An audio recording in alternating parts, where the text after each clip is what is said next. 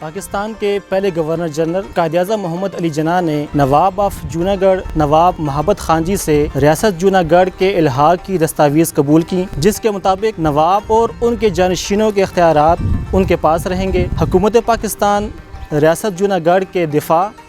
مواصلات اور ان کے امور خارجہ پر قانون ساز اختیار رکھتی ہے، جبکہ دیگر امور اور اختیارات نواب ہی کے رہیں گے۔ موجودہ نواب آف جوناگڑھ نواب جہانگیر خان جی ساورن ہیں اور اسی حیثیت سے انہوں نے صاحبزادہ سلطان احمد علی صاحب کو ریاست جوناگڑھ کا وزیر اعظم منتخب کیا ہے۔ ہم نواب آف جوناگڑھ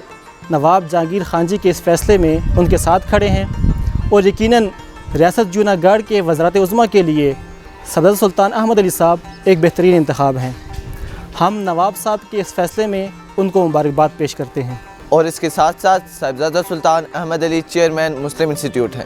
چیئرمین ہیں ایڈوائزری بورڈ مسلم پرسپیکٹو کے، اسپرچول لیڈر اور موٹیویشنل اسپیکر ہیں۔ صاحبزادہ سلطان احمد علی صاحب اپنے تھنک ٹینک مسلم انسٹیٹیوٹ میں کشمیر ڈیسک بنا کر عالمی سطح پر کشمیر کاز کے لیے آواز بلند کر رہے ہیں، اور مسلمانوں کو قبلہ اول سے اسپرچول ایفیلیشن یاد کراتے ہوئے مسجد اقصی میری ہے کا نعرہ بلند کر رہے ہیں۔ کشمیر ہو یا فلسطین، جوناگڑھ ہو یا برما، مشرق وسطیٰ ہو یا مشرق بعید، رشتہ لا الہ الا اللہ محمد الرسول اللہ کی بنیاد پر مسلمانوں کے لیے عملی جدوجہد کر رہے ہیں۔ صاحبزادہ صاحب کی انہی خدمات کو عالمی سطح پر سراہا جا رہا ہے، جس کے نتیجے میں international think tank institute of peace and development نے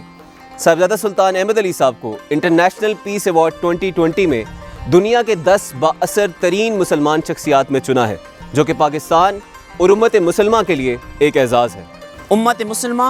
اور پاکستانی قوم آپ کی اس کاوش کو ہمیشہ یاد رکھے گی۔ تحریک پاکستان کے لیڈران کے نقش قدم پر چلتے ہوئے اب تعمیر پاکستان کا بیڑا جس انداز میں آپ نے اٹھایا ہے وہ تاریخ ساز ہے، جس میں قائد اعظم محمد علی جناح کے اس خواب کی عملی تعبیر نظر آتی ہے کہ دنیا کا ہر لا الہ الا اللہ محمد رسول اللہ کہنے والا شخص پاکستانی ہوگا۔ ہم آپ کی عالم اسلام اور پاکستان کے لیے تمام خدمات سے بہت متاثر ہیں اور ہمیں یقین ہے کہ آنے والے وقت میں آپ عالم اسلام کی نشاط ثانیہ کے علمبردار بن کر ابھریں گے انشاءاللہ۔